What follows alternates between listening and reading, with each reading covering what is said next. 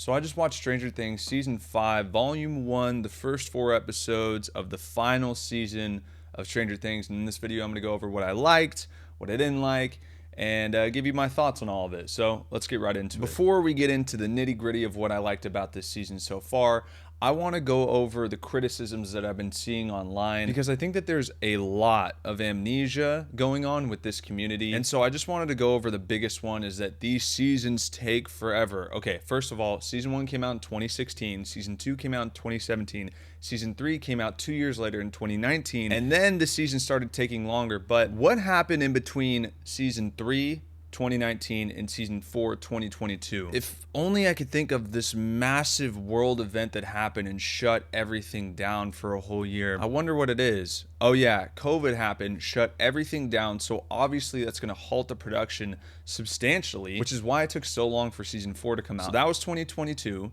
And then right after that in 2023, the writer's strike happened and shut down production for everything once again, which is why it took so long for season 5 to come out in 2025. You guys got to give this crew some credit. They were pumping these out either annually or biannually for the first 3 seasons, and these are long episodes. This isn't like regular TV, okay?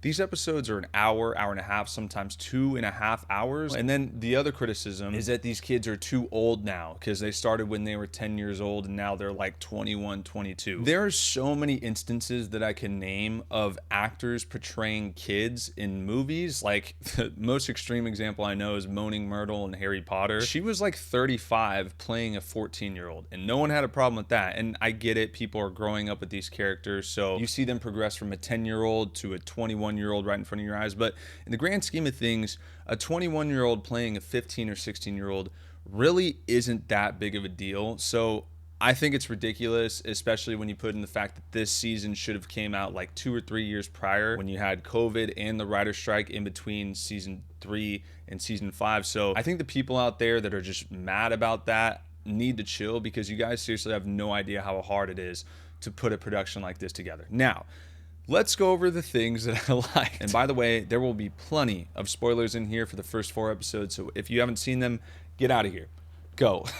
Let's start off with Dustin. The arc for him is so sad, so heartbreaking, but I see some people getting mad about this. I think it makes perfect sense. Eddie Munson is branded as a serial killer who killed all these people, and I can understand like the plot not making sense with how after the events of season 4 and all the upside down came up and all that stuff happened, how the Hawkins people wouldn't be able to figure out that there's something else going on. I can understand that.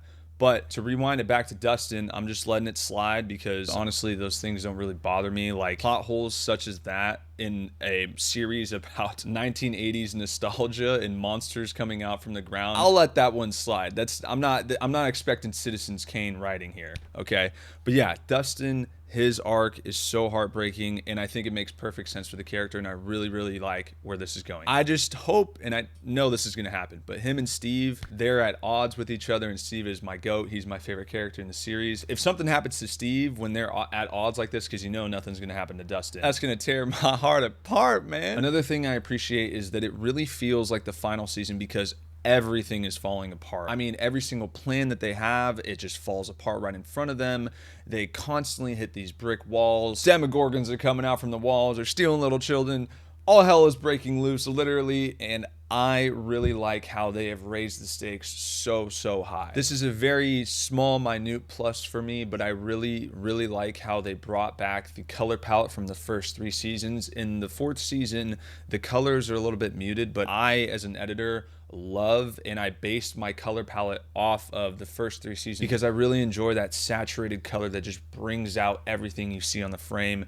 Big fan of that. Another huge plus is that everyone is back in Hawkins together. I know with season 4, even though season 4 is my second favorite season next to 1, half the crew is in California, 11's in Nevada, everyone's in Indiana, and then Hopper, Joyce, and Murray are all in Russia. And it's just like, even though I had a lot of fun watching that season and I think it's phenomenal, I just really wish that everyone could be together, which they ended up coming back. And so I'm a huge fan that everyone's together. They're splitting off in their own separate groups, trying to figure out what exactly Vecna is doing. And on top of that, everyone has something to do in the season. I mean, you have Mike, who instead of just sitting there and like squinting his eyes all the time with those weird facial expressions he does. He actually is like the campaign leader, and he's doing something this season. And then there's Will, which I'll get to in a second, but I am so glad that he's just not looking sad the entire time. Like, he has something huge to do this season. In the episode 2 opening scene, oh my goodness, the way that the Duffer Bros have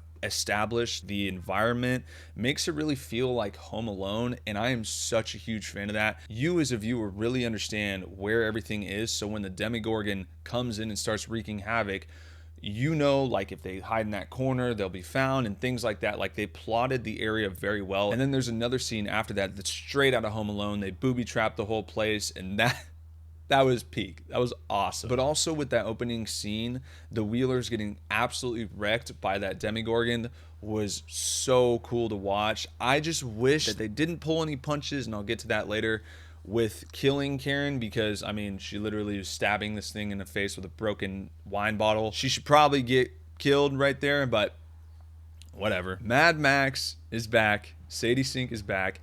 And the area that she's in is so mysterious. I'm not sure how they're going to land the plane, but if I've learned anything from the Duffer Bros, I know to trust them when it comes to creating these very loose plot lines and then bringing it all back together in a way that blows your mind. So I'm very excited to see what happens with that. Will and Robin's duo makes perfect sense. I'm a big fan of that.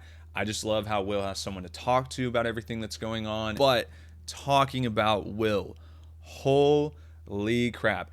I had a feeling with the last season, the way that it was leading up when he reached around his neck and he felt the goosebumps of Vecna and things like that. I had a feeling that they were going to really do him justice this season. And oh my goodness, it is so cool what they're doing with him. I mean, it's a little bit predictable, him being the sorcerer and being able to control the Demogorgons from, you know, his process he's got going on. But I am still so very pleased with how they're treating this character. I think it's long overdue, and I absolutely love it. That's probably my favorite thing out of this entire season, is especially that final scene in episode 4. Cinema. Absolute cinema. I didn't, however, like the fake out Hopper death. Not a fan of that. I think that they have done that one too many times. It was totally predictable that 8 was going to be in there because Vecna clearly wasn't. And the way that they edited it and like the flashbacks that we've seen a million times of his other daughter, I don't know. It wasn't for me. But side note, the military base that's in the Upside Down is like the Duffer Bros knocked out of the park, because that's totally what the United States government would do. Is they would be like, scary monsters coming out of the ground, portal to go to it, let's build a base there. Like, that was perfect. But going back to that Will scene, right before that, there was a one-shot sequence where Will and the kids are trying to dodge between bullets and Demogorgons ripping people's faces off, and everything is going to chaos and it's freaking crazy. I mean, logically, the tactics that the military soldiers were, you know, shooting right at each other, and there was like no plan whatsoever, even though they kind of know what to expect. Yeah, it's a bit much, but like the scene of just chaos happening, I am such a huge fan of stuff like that, and I think it was awesome. But then Vecna shows up, and holy smokes, what a reveal. He looks way more badass. He kind of looks like a Red Groot mixed with Ultron, like the final form of Ultron in Age of Ultron. But I think it looks really cool, man.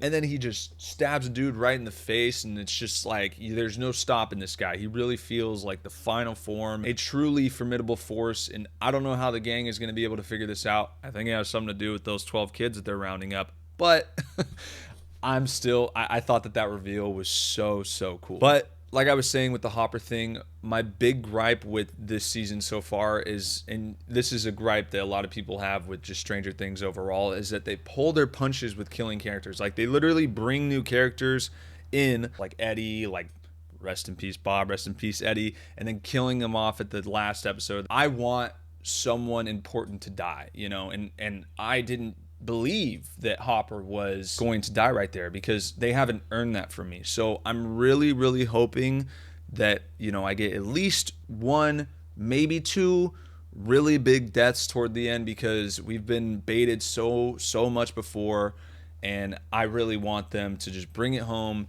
and go all out for this last season. And I'm really, really concerned for dipshit Derek because everyone's starting to love him. I think that's by design. I hope he doesn't go out. They don't kill this like 12-year-old kid. Oh man, dipshit Derek. I mean, I'm sorry, delightful Derek. Got to put some respect on his name. But overall, with the predictability and the pulling the punches with deaths out of the way, I really, really like what they're doing, what they're building, and I can't wait for the next 2 volumes. So if you enjoyed this video, let me know in the comments below, and I will see you on the next one.